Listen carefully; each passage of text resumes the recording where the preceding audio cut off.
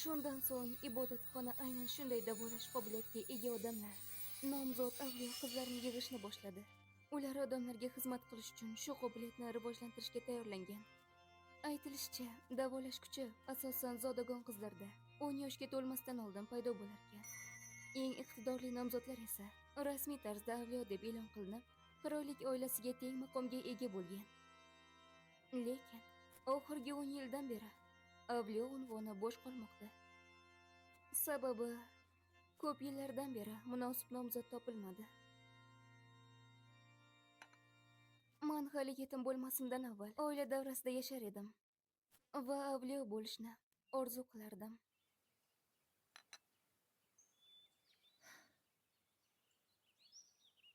O'sha voqeadan beri ancha kun o'tdi. Lekin sochim hanuz o'z holiga qaytmadi. Ehtimol, qobiliyatimdan haddan tashqari foydalanib, o'lim yoqasiga kelgandirman va ruhimga yetgan zarba oqibati bo'lsa kerak. Endi nima qilaman? Hey! Ana bu siniq avliyo qiz. Bu yo'da nima qilib yuribsan? Soching nega bunaqa? Oq bo'lib qolibdi. G'alati. Hey! Senga gapiryapman. Mangami? Kechirasan. Meni siniq avliyo qiz deb chaqirishmaydi-ku. Shu sababli menga aytilganini bilmabman. Ilgari meni kamsitishganda Ariana meni himoya qilardi. Lekin endi tushundimki, aslida hammasini u orqadan boshqargan ekan. Meni eng yaqin do'stim deb aldab, ustimdan kulgan.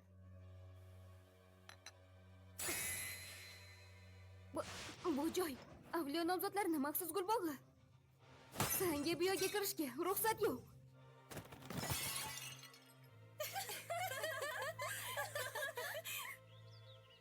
Bezdirib yubording.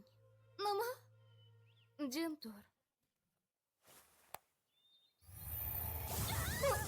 Nima bo'lyapti? O'lim yonib ketyapti. Bu meni yashirinib kelgan yana bir qobiliyatim. Boshqalarning og'riqlarini o'zimga ko'chira olaman. Doim davolash kuchimga tayanib yashab keldim.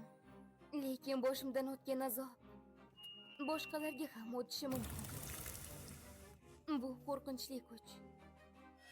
Onamga tasodifan ishlatib yuborganimdan beri qayta ishlatmaslikka qasam ichgan edim.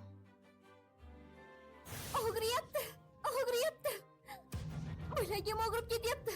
Hech bo'lmasa kimdir meni davolasin. Sen borib yordam ber. Men xohlamayman. O'zi nima bo'layotganini ham bilmayman. Nima? Mening ko'p mehnat qilganim. Hozirgina berganim esa shunchaki yengil qo'yib davola. Bunday o'qni men ming bor boshimdan o'tkazganman.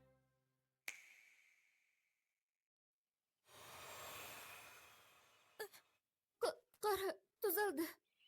Nima bo'lyapti o'zi? Menga past nazar bilan qaraydigan bu odamlarga men boshdan kechirgan azob-uqubatni tasavvur qilish ham qiyin. Men xonamga qaytsam kerak. Kechirasiz. Loa Restorat. Siz? Shahzoda Sven. Sven Gitgrone.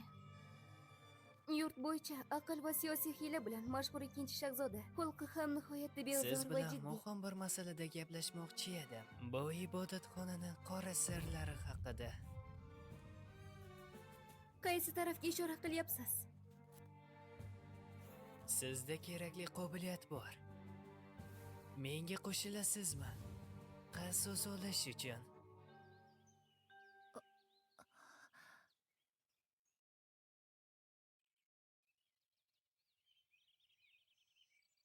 Bu qirollik saroyining hovlisi.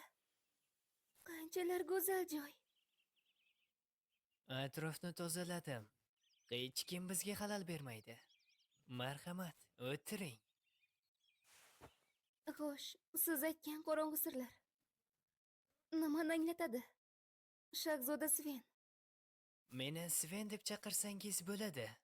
Axir endi birga harakat qilamiz. Rasmiyatchilikka hojat yo'q. Men hali siz bilan birga bo'lishga rozi bo'lmadim. O'tgan yili yurt bo'ylab ortib borayotgan maxluq falokati haqida nima deb o'ylaysiz? Ya'ni, Sizga g'alati tuyulmaydimi? Avvallari bunday maxluqlar faqat begona o'rmonlarning ma'lum hududlaridagina uchrardi. Ammo hozir esa bizni yurtimizda ilgari ko'rilmagan maxluqlar to'satdan paydo bo'lib, odamlarga hujum 人 qilmoqda. 々を襲っている ya'ni kimdir ularni qasddan bu yerga olib kelib, odamlarga tahdid qilyaptimi? To'g'ri. Va menimcha, bularning ortida turgan odam ibodatxonani bosh ruhoniysi bo'lishi mumkin. Bosh ruhoniy? O'shanda meni oilam noma'lum kasallikdan vafot etgan edi. Menda shifo qobiliyati borligini bilib, meni aynan o'sha bosh ruhoniy asrab olgan edi. Kechirasiz, o'zimni tutolmadim. Lekin gaplaringiz rost bo'lsa, uni maqsadi nimada? Ibodatxona ta'sirini xalq orasida oshirish. Maxluq falokati kengaygani sari muqaddas nomzodlar ko'proq jarohatlarga yordam bera boshlaydi. Xalqning ishonchi tobora ibodatxonaga qaratilmoqda. Ba'zilar ibodatxonani hatto qurollikdan kuchli deb bilishmoqda. Bosh ruhoniy ibodatxonani kuchini oshirib, butun mamlakatni nazorat qilishi mumkin. Qanday bo'lishi mumkin? Agar bu rost bo'lsa, bu nihoyatda razil reja. Aynan shunday. Va bu faqat bosh ruhoniyning ishi emas. Ibodatxonaga uzoq yillardan beri homiylik qilib kelayotgan 3 ta zodagon oilani ham qo'li bor. Ularni boshqarayotgan Trebesiani Ariyan oilasi. Demak, u ham bu ishga aralashganmi? 彼女も関わっているというの Meni taxminimga ko'ra, bosh ruhoniy g'arbdagi maxluqlar boshqaruvchi Yuan qabilasi bilan bitim qilgan. Bu g'arbda yashovchi Yuan qabilasi. Yuan qabilasi. Men bunaqa qabila haqida eshitmaganman. Bu darajada tekshirishingizni kutmagandim. ああ Ammo hanuz isbotlaydigan aniq dalil yo'q. Shu sabab men sizdan bu jinoyatlarni fosh etishda yordam so'rayman. Nega aynan mendan? Axir men aytdim-ku, sizda kerakli qobiliyat bor. Men sizning shifo qobiliyatingiz haqida emasman, balki seni qiynash qobiliyating haqida. Bu qobiliyat yanada samaraliroq ishlashi kerak. Hatto meni o'z qobiliyatim ham sani ko'zingdan yashirinib qolmabdi. Men uni deyarli ishlatmagan edim. Hech kim sezmagan bo'lsa kerak deb o'ylagandim. Bundan tashqari bu rejada sen Tribil oilasi qizidan qasos olishing ham mumkin. Do'sting aslida nihoyatda ayyor.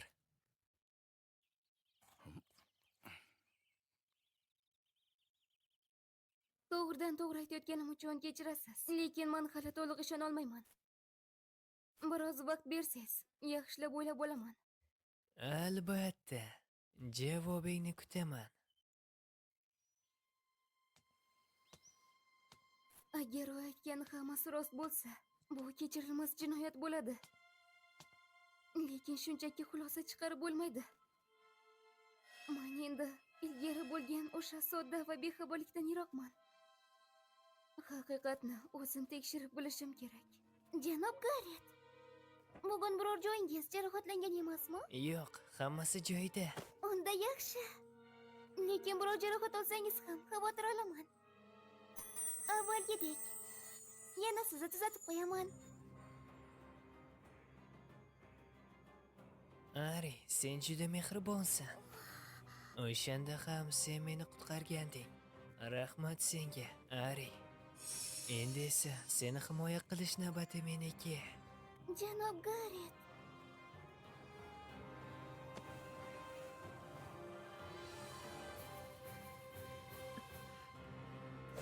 Oh, Lua. Endi o'zingni yaxshigina tuzatdingmi?